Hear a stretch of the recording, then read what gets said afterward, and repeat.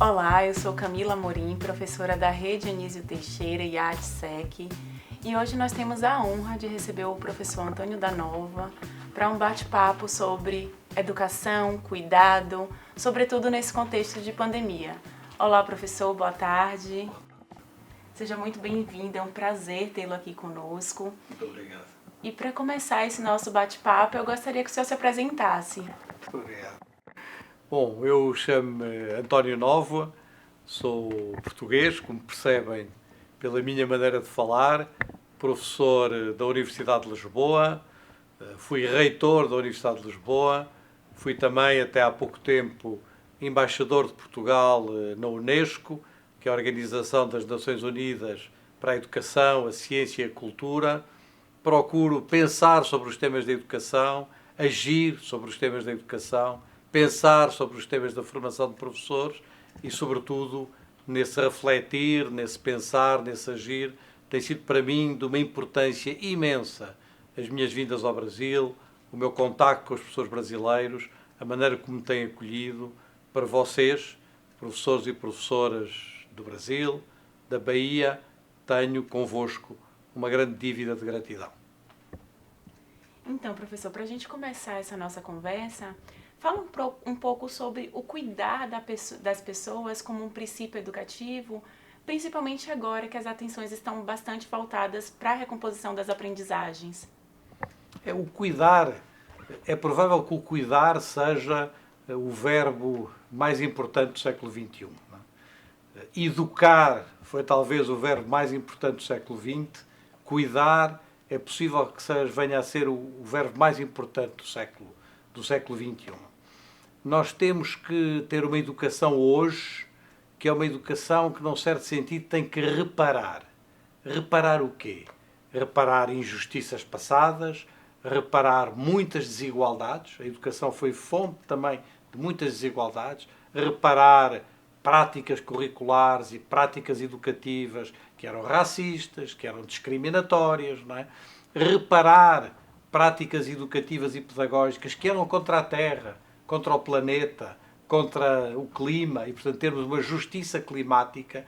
Então há uma dimensão de reparação na nossa educação que é absolutamente central. E essa reparação ganha agora também uma grande dimensão com o cuidado com as crianças, com o acolhimento das crianças, com o estarmos agora a receber nas nossas escolas, depois de 2 anos de pandemia, crianças que vêm com mais dificuldades, com mais problemas, com mais traumas, e portanto temos que perceber que educar e cuidar são 2 verbos que têm que estar juntos um com o outro, não é? E que é preciso criar situações de bem-estar e uma atenção muito grande dos professoras e dos professores a esta dimensão da vida nas escolas. Nada substitui as escolas, nem hoje, nem no futuro. Nada substitui os professores, nem hoje, nem no futuro. Nada substitui o conhecimento. A educação é conhecimento. Mas hoje temos de perceber que esta dimensão do cuidar é uma dimensão absolutamente central e os professores têm que integrar isso na sua identidade, na sua maneira de serem professores. Não é? Cuidar tem muito a ver com reparar, educar tem tudo a ver com preparar, preparar para o futuro. Educar hoje é cuidar das nossas crianças e é cuidar do futuro, e estas 2 dimensões têm de estar juntas no mesmo gesto educativo, num mesmo gesto pedagógico, numa mesma maneira de estarmos na escola e de fazermos educação. Para isso a gente sabe que o professor tem um papel fundamental, né? E junto a esse papel do professor, a gente tem a formação continuada deles, que é preponderante, principalmente para essa atuação nesse sentido de reparação. Como pensar formações docentes neste contexto atual e como os desdobramentos dessas formações podem oportunizar práticas efetivas entre estudantes e professores? Os professores são, eu julgo que a sua questão é muito importante, porque é preciso dizer e repetir hoje que os professores, um bom professor é insubstituível. que nada substitui um bom professor. E é possível repetir hoje porque há muitas ilusões. Ilusões que eu chamo de futuristas. Um futurismo, às vezes, um bocadinho de ilusões, não é? Que os professores vão ser substituídos por robôs, ou por tecnologias, ou por outros dispositivos. Não vão. Não vão porque a educação é um encontro humano. Nós, para nos educarmos, precisamos dos outros. Para aprender certas coisas, podemos aprendê-las sozinhos? Certamente. Podemos aprender coisas na tela de um computador, podemos aprender muita coisa sozinhos, mas para nos educarmos, que é muito mais do que aprendermos, precisamos dos outros. Ninguém se educa fora de uma relação humana e essa relação humana é central e só o professor, só um bom professor, consegue construir essa relação humana, dar-lhe um sentido educativo, dar-lhe um sentido humano. E por isso os professores são centrais. E os professores são centrais, mas têm de fazer uma deslocação no seu trabalho. E a deslocação no seu trabalho é que tem que deixar de ser o professor, sozinho, individual, dentro da sua sala de aula, a dar uma determinada lição, e tem que passar a ser os professores, no coletivo, colaborando no espaço da escola, naquela educação daqueles alunos. O modelo da educação centrado no espaço da sala de aula vai agora dar origem a um modelo de educação em vários espaços, em vários tempos. A escola vai ser, se calhar, uma grande biblioteca, alunos a estudarem num lado, a trabalharem no outro, grupos de alunos a fazerem uma coisa, a trabalharem com professores, vários professores em conjunto a trabalharem uns com os outros. Ora, para esta diversidade de situações, para este trabalho mais colaborativo, é preciso que os professores aprendam a trabalhar uns com os outros. E para aprender a trabalhar uns com os outros, a formação é absolutamente decisiva. A formação inicial, certamente, mas também a formação continuada. E o que é a formação continuada? A formação continuada não é fazer cursos.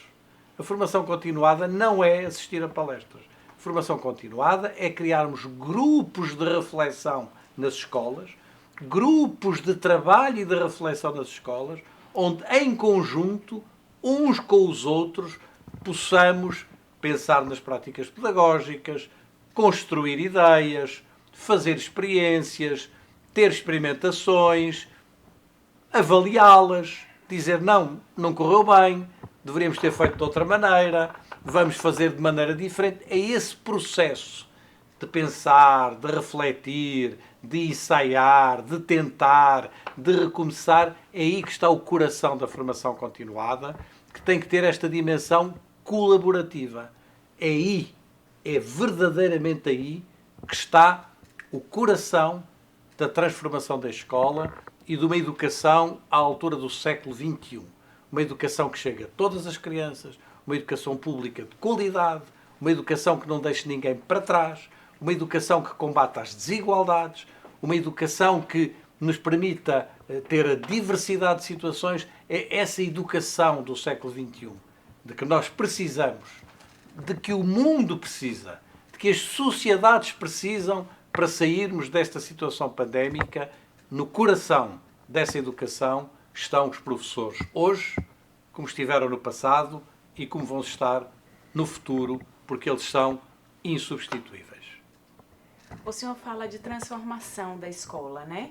Tem uma frase de Dionísio Teixeira, que é da década de 30, que nos diz o seguinte: só existirá democracia no Brasil no dia em que se montar no país a máquina que prepara as democracias.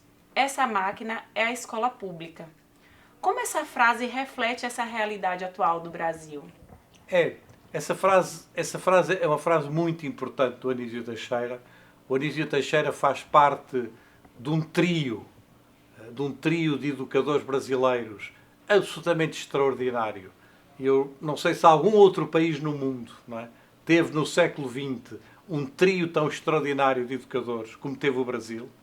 O Anísio Teixeira, de que já falarei, o Paulo Freire, obviamente, e um homem extraordinário de que se celebra este ano o centenário, o Darcy Ribeiro. Não é? Este trio de educadores é um trio absolutamente extraordinário de educadores, de homens que se bateram justamente pela escola e pela escola pública enquanto cimento, enquanto cola, enquanto lugar onde se junta e se faz a democracia. E não há democracia sem uma escola pública de qualidade. A escola pública de qualidade é um fator central da coesão social, da coesão territorial, da igualdade de oportunidades, da possibilidade, porque é para isso que se fez a escola, de podermos ser amanhã uma coisa diferente do que somos hoje, de podermos ter mobilidade social, de podermos construir as nossas vidas, os nossos percursos de outra maneira, e para isso a escola é um fator absolutamente central. O Brasil, infelizmente, ainda tem muitas dificuldades nessa capacidade de ter uma escola pública de qualidade para todos os alunos, para todos os meninos e para todas as meninas. E é qualquer coisa sobre a qual vocês têm que se mobilizar todos. Tem que haver uma mobilização do país inteiro nesse sentido. Eu uma vez disse, tem que haver um gesto de indignação de uma geração, dizendo não, nós não aceitamos que isto possa continuar. Nós não aceitamos e temos que nos mobilizar para isso. O mundo e o Brasil também tem-se mobilizado para combater este vírus horrível, este coronavírus. Teve que inventar vacinas, criar vacinas, teve que encontrar medicamentos, teve que mobilizar o mundo para isso, numa tarefa muito mais difícil do que educar todas as crianças. Porque é que nós não nos mobilizamos com a mesma energia, com a mesma convicção nesta tarefa de assegurar uma escola pública de qualidade para todos? É um projeto que tem pela frente. O Anísio chamou a atenção para isso, o Paulo Freire chamou a atenção para isso, o Darcy Ribeiro chamou a atenção para isso. É uma herança extraordinária que vocês têm, e essa herança é certamente um elemento central para a construção do vosso futuro. A gente tem possibilidades potentes, né, de percepção da escola, de realização dessas práticas pedagógicas desses educadores. Então, esse é o nosso pedido, que o senhor deixe uma mensagem para os nossos educadores nesse sentido. A mensagem é uma mensagem que eu vos tenho dirigido muitas vezes e que eu vos volto a dirigir. Eu não quero nunca ignorar as dificuldades que os professores brasileiros têm. As dificuldades do ponto de vista do vosso estatuto, do ponto de vista da vossa formação, do ponto de vista dos vossos salários, do ponto de vista do vosso reconhecimento social, que talvez esteja agora um pouco melhor com a pandemia, porque muitas famílias se aperceberam que isto de educar crianças não é uma coisa tão fácil como parece à primeira vista, e há muita gente e muitas comunidades e muitos pais a terem hoje uma atenção maior, um reconhecimento maior pelo vosso trabalho. Eu nunca desvalorizarei as vossas dificuldades e estarei sempre ao vosso lado no combate por poder superar essas dificuldades. Mas eu quero dizer-vos, vocês, professores e professoras do Brasil, da Bahia, são muito maiores do que as vossas dificuldades. Podem muito mais do que as vossas dificuldades. E, portanto, esse exercício de superação é um exercício de quem sabe que o vosso trabalho, que a vossa profissão é importante para construir hoje o Brasil, para construir hoje a democracia no Brasil, para construir hoje uma democracia forte, uma democracia sustentável e para conseguirmos combater as grandes dificuldades do nosso tempo. A pobreza, as discriminações, a relação com a Terra e com o planeta, é no vosso trabalho que está muita dessa capacidade e desse futuro do Brasil e desse futuro da humanidade. Não ignoro nunca as vossas dificuldades, estarei sempre ao vosso lado no combate para as poder superar, mas os professores e as professoras deste país, os professores e as professoras da Bahia, são muito maiores do que as vossas dificuldades, e é com essa convicção que devem enfrentar o futuro, num tempo em que estamos a recomeçar o futuro agora, estamos a reiniciar o nosso futuro, temos de o fazer com alegria, porque é também essa uma condição necessária, indispensável, para educarmos as crianças e para construirmos o futuro.